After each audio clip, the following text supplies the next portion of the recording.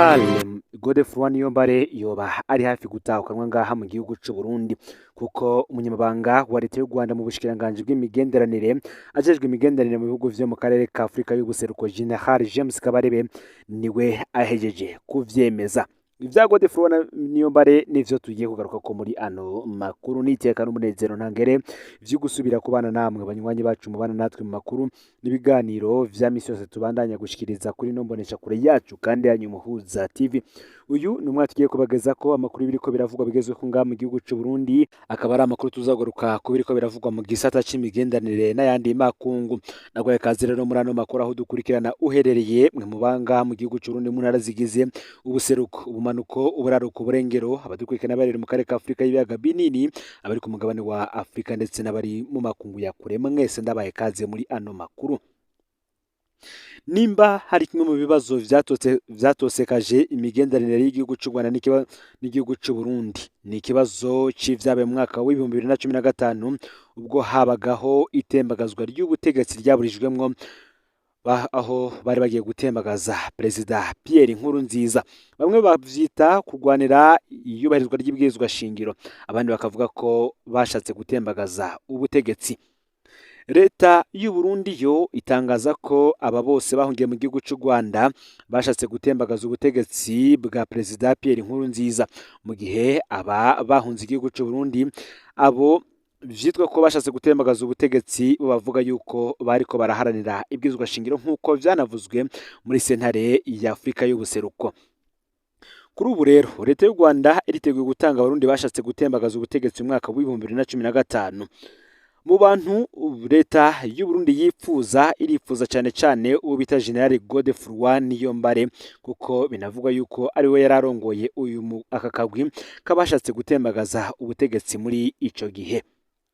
Nkuko umunyamabanga wa leta y'u Rwanda mu bushikiranganji bw'imigenderanire ajejwe imigenderanire mu bihugu vyo mu karere ka Afrika y'ubuseruko Gen.James Kabarebe avyemeza, yemeza ko leta y'u Rwanda yiteguye gutanga bashatse gutembagaza ubutegetsi mu Burundi mu mwaka w'ibihumbi 2015, ariko nawe agatanga kondisiyo kuri leta y'u Burundi. Benshi baravyibuka ku gitero cawe mwaka uheze muri Kigarama, aho umugwi Leta wateye ngaha mu gihugu c'u Burundi, ndetse hakaza no kugira abanyagihugu benshi bahaburira ubuzima. Ico gihe vyatangajwe ko leta y'u Rwanda ariyo yari ishigikiye iyo migwi itwaje ibigwanisho ibarizwa mu buseruko bwa Repubulika Iharanira Rusange yakongeza guhungabanya umutekano w'igihugu, ndetse bikanavugwa ko ngo uwo mugwi wari Leta wegukira Godefroid Niyombare. Ivyo leta y'u Rwanda yo yamye yiyamirira kure, gusa umukuru w'igihugu c'u Burundi Ndayishimiye we akabivuga ashimitse, yemeza ko leta y'u Rwanda ariyo ibaha imyimenyerezo ya gisirikare, ikaba amabiro bakoreramwo, ikabaronsa imfungurwa, uburaro ndetse n'ibindi vyinshi bitandukanye. Muri ano makuru tugiye kugaruka kuri dosiye ya Godefroid Niyombare cane kuko ngene ashobora gutahukanwa vuba ngaha mu gihugu c'u Burundi, ndetse naho ibiganiro bigeze hagati y'ibihugu vyompi hamwe n'ishirahamwe mpuzamakungu HCR rifise uruhara mu gutahukana impunzi iyo biza politike ndetse n'izindi zose zitandukanye. Ufyende subscribe canke sabone niba utari wafyenda ko kugira ngo tucikanwe nadushikiriza, usangize kandi no makuru bagenza aho bari hose kugira ngo baje baraba mu bambere bashikirwa niba biriko biravugwa bigezwe ku ngaha mu gihugu c'u Burundi, hanze imbere y'igihugu c'u Burundi ndetse no makungu ya kure. Ni Umuhuza TV rero ndabaye kaze mwidonido yano makuru. Nkuko natangwe mbivuga, Gen.James Kabarebe, Retired General James Kabarebe, ariwe umunyamabanga wa leta y'u Rwanda mu bushikiranganji bw'imigenderanire n'ayandi makungu ajejwe imigenderanire mu bihugu vyo mu karere ka Afrika y'ubuseruko, yemeza ko bitegure gutanga bashatse gutembagaza ubutegetsi mu Burundi mu mwaka w'ibihumbi 2015, ariko leta y'u Burundi nayo hari ivyo isabwa kugira ngo umutekano wabo ukingirwe mu gihe boshikirizwa inzego z'u Burundi. General James Kabarebe asanzwe ari umunyamabanga mukuru wa leta y'u Rwanda mu bushikiranganji bw'imigenderanire ajejwe ibibazo vy'imigenderanire mu bihugu vyo mu karere, aremeza ko abashatse gutembagaza ubutegetsi bw'umisi Petero Nkurunziza bari mu Rwanda, kandi ko hari umugambi wo kubatanga ku nzego z'u Burundi ariko bigaca mu nzira zubahirije amategeko.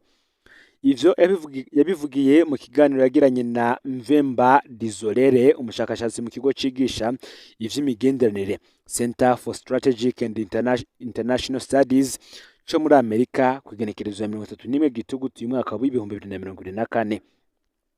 aho Gen.James Kabarebe yamenyeshe ko kugira ngo abo bashatse gutembagaza ubutegetsi bashikirizwa igihugu cy'u Burundi, leta y'u Burundi isabwa kwerekana ugushaka mu gukingira abo bantu kugira ngo u Rwanda ntibizobabazwe mu gihe hogira ibishikira abo bantu birabana cyane cyane n'ihungabanywa ry'agateka kabo.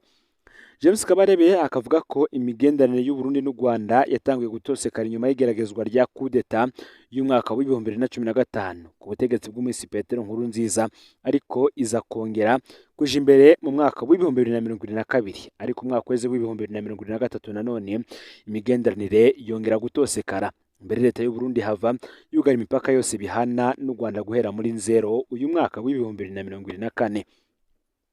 Perezida Evariste Ndayishimiye yari yaramenyesheje ko hariho amasezerano bari bagiranye n'u Rwanda yo gutahana abo bashatse gutembagaza ubutegetsi, ariko biza guhagarara ata mpamvu.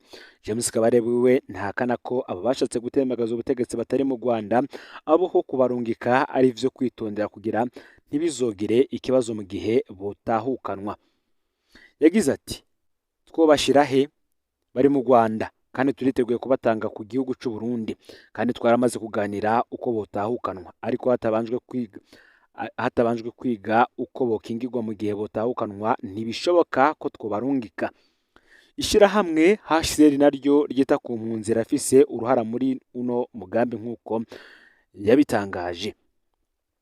Leta y'u Rwanda yo isanga aba bantu bafatwa nk'impunzi bakingiwe n'ishiramwe mpuzamakungu b'impunzi HCR, hamwe borungikwa rero i Burundi badakingiwe, ivyo bashikira vyo bazwa u Rwanda nk'uko James Kabarebe yavyivugiye.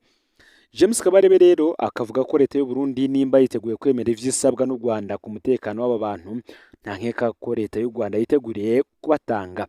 James Kabarebe yavuze ko Burundi butari bukwiye kurungika ingabo z'u Burundi muri Kongo kwifatanya n'igisirikare ca Kongo bakifatanya n'umuhari FDLR wakoze nyabwoko mu Rwanda, ngivyo bikaba bisa nko guhemukira igihugu cy'u Rwanda nk'uko yabivuze muri ico kiganiro.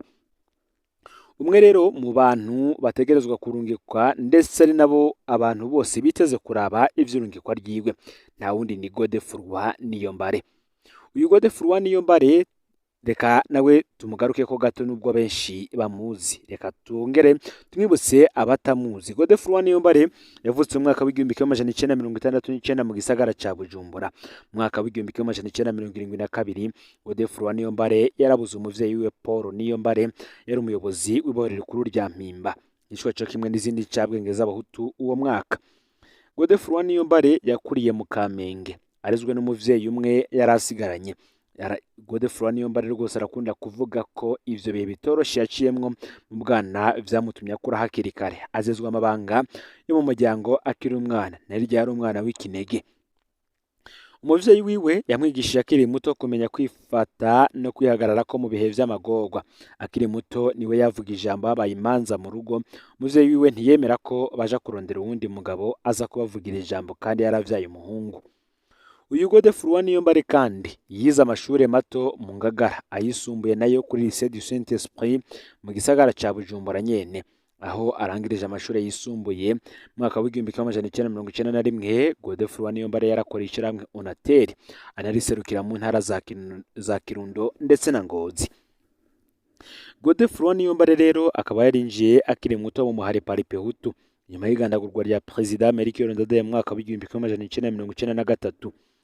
Godefroid Niyombare nibwo yahavuye aja kwifatanya n'abandi muri FDD mu mwaka w'igihumbi kimwe amajana 1995.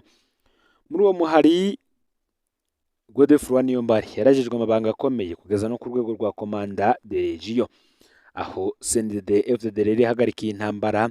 Godefroid Niyombare yarashizwe ku rwego bita Etat Major Integre, mu nyuma aganywa kurongora igisata bita Bureau d'études mu biro bikuru vy'igisirikare cy'u Burundi. Mu mwaka w'ibihumbi 2005 General Godefroid Niyombare yaganywe ku bicegera cy'umukuru w'ibiro bikuru vya gisirikare. Mu mwaka w'ibihumbi 2009 naganywe kurongora ibiro bikuru vy'igisirikare. Mu mateka y'u Burundi, General Major Godefroid Niyombare yabaye chef de l'État Major General w'igisirikare cy'u Burundi ava mu bwoko bw'abahutu. Ayo mabanga yabayemo gushika mu mwaka w'ibihumbi 2012. Uwo mwaka yaganywe mu biro vy'umukuru w'igihugu nk'umwe mu bahanuzi bakuru ba President Nkurunziza. mu rugamba rwa CNDD FDD Godefroid Niyombare kandi yahahuriye n'umugenzi akomeye cyane yitwa Petero Nkurunziza. Iyo basangiye byinshi, babanye muri byinshi. Aho batahukiye mu gihugu rero, Godefroid Niyombare yarabaye igihe ku kirimba kwa Perezida Nkurunziza. Ahabereye umukuru w'ibiro bikuru vy'igisirikare, Godefroid Niyombare yari mu bategetsi binjira mu biro vy'umukuru w'igihugu badasavye uruhusha. Babonana igihe cyose avyifuje. Ikindi kandi General Godefroid Niyombare yasa n'uwisangije nuko yari muri bake bashobora kubwira umukuru w'igihugu iciyumviro cyose babona kibereye, ndetse ntiyatinya kumubwira ivyo abona bitagenda neza. Ivyo kandi bikaba biri no mu vyamuteranije n'abandi bategetsi batifuza ko Perezida Nkurunziza abwirwa ukuri kose, binatuma anakurwa mu burongozi bw'igisirikare. N'igihe rero aganywe mu biro vy'umukuru w'igihugu, bamwe bankakaguma avugana na Perezida Nkurunziza ntako batagize ngo yigezwe kure. Rwose umwanya wa mbere yo barasabwe kuja guserukira Uburundi mu Busuwisi no mu Bufaransa. Hose aravyanka kugeza aho umukuru w'igihugu amwisabira ko yoja muri Kenya kubera yatinya ko bagenzi we bohava bamugirira nabi. General Godefroid Niyombare rero yagiye guserukira Uburundi muri Kenya mu mwaka w'2013. Mu mwaka w'2014 induru zariko ziraduga gahoro gahoro mu gihugu no muri CNDD FDD kubijanye n'ikiringo ca gatatu ca Petero Nkurunziza. Mu ntango za Munyonyo umwaka w'2014 abajenerali 13 bahoze bagwana muri FDD barandikiye urwete Perezida Nkurunziza bamusaba gukura mu mabanga. General Adolphe Nshimiyimana yatwara iperereza ndetse na General Arengeyo Bunyoni yari umuyobozi mwishikira mu biro vy'umukuru w'igihugu. Izo ntwazangabo 13 zabona ko abo bagabo babiri aribo bari bishe igihugu. Mu mpera za Munyonyo umwaka w'2014 Perezida Nkurunziza yaraboguje Nshimiyimana na Bunyoni kugira ashobore gukingirwa n'abajenerali mu bijanye n'ikiringo ca gatatu. Niko rero guhamagara General Major Godefroid Niyombare amukura muri Kenya atarangije ikiringo, amugena kurongora iperereza ry'igihugu SNL. General Niyombare ntiyari mu basinye rwa rwete kandi Nkurunziza yamufata nk'umuvukanyi. Mu mezi ane yamaze mu burongozi bw'iperereza, General Niyombare yagerageje kwegera imigwi itandukanye y'Abarundi, anavugana kandi n'ibihugu bitandukanye ku kibazo c'ikiringo ca gatatu ca Nkurunziza. Kandi ico gikorwa yari yagitumwe n'umukuru w'igihugu, niko gutegura raporo yanditse yerekana ingaruka ico kiringo kizogira ku gihugu no ku mugambwe CNDD FDD. Amatohoza yari yarakozwe n'iperereza imbere y'uko General Niyombare aganywa yari yerekana ko CNDD FDD yari gutanga wese ngo yitoze mu kibanza c'umukuru w'igihugu yari gutsinda ku rugero rwa baba 62 kw'ijana. Raporo ya General Niyombare nayo yerekanye ingene Perezida Nkurunziza yitoje ubwa gatatu bizoteza intureka mu gihugu, ingene abanywanyi ba CNDD FDD bazocanamwo n'ingene Uburundi buzofatirwa ibihano. General Niyombare rero yahavuye ahanura Nkurunziza ko atokwitoza ku neza y'igihugu na CNDD FDD, na cyane cyane ko bari bazi ko intsinzi ibona mu gihe botanga undi mukandida. Perezida Nkurunziza yapfuye kuronka raporo ya General Niyombare mu minsi ibiri yari amukuye mu mabanga, hari muri Ntwarante umwaka w'2015. Mu minsi yakurikiye General Niyombare yarahatswe kuganagurwa n'umuryango wiwe urabangamirwa cyane. Ku igenekerezo 13 Rusama rero General Niyombare yagiye imbere y'umugwi w'abapolisi n'abasirikare abamenyesha ko batembagaje ubutegetsi bwa Perezida Nkurunziza mu ntumbero yo guhagarika ubwicanyi bwariko burakorerwa abanyagihugu bari mu myerekano yiyamiriza ikiringo ca gatatu ca Nkurunziza. Iryo tembagazwa rya Nkurunziza ntiryavuye rikunda. General Niyombare rero nibwo yaciye ahunga igihugu muri uwo mwanya. Ikintu gitangaje cyane n'ingene ivyo General Niyombare yatanze muri raporo yiwe muri Ntwarante umwaka w'2015 vyose vyabaye, naho uwahawe raporo atayikunze biraboneka ko ngo wamuhanuye we yari yubahutse kumubwira ukuri. Boneka ko cyane abakuru b'ibihugu baronka abahanuzi babwira ukuri cyane cyane ku bitagenda neza mu gihugu. Uyu rero nawe akaba ari mu bagomba gutahukanwa ngaha mu gihugu cy'u Burundi nk'uko vyatangajwe. Gusa James Kabarebe akavuga ko Leta y'u Burundi nimba yiteguye kwemera ivyisabwa n'u Rwanda ku mutekano w'abantu, na nkeka ko Leta y'u Rwanda nayo yiteguriye kubatanga. Turetse ko kandi abategetsi batandukanye bo mu gihugu cy'u Burundi nabo bishikiye mu gihugu cy'u Rwanda kuganira n'aba bagabo harimwo na Reverano Nikuri umunyamabanga mukuru w'umugambi uri ku butegetsi CNDD FDD ngaha mu gihugu cy'u Burundi. Rero niyo makuru yaragezweho ko muri kano kanya ufyende subscribe canke s'abone niba utari wafyenda kugira ngo tucikanwe nadushikiriza usangize ano makuru bagenza aho bari hose kugira ngo baje barabo mu bambere bashikirwa nabiriko biravugwa bigezweho ngaha mu gihugu cy'u Burundi yoba ayaba ariko aravuga mu gisata c'imigendanire n'andi makungu agateka kazi na muntu ndetse n'ibindi vyinshi bitandukanye. Numpuza TV Imana iba hezagire.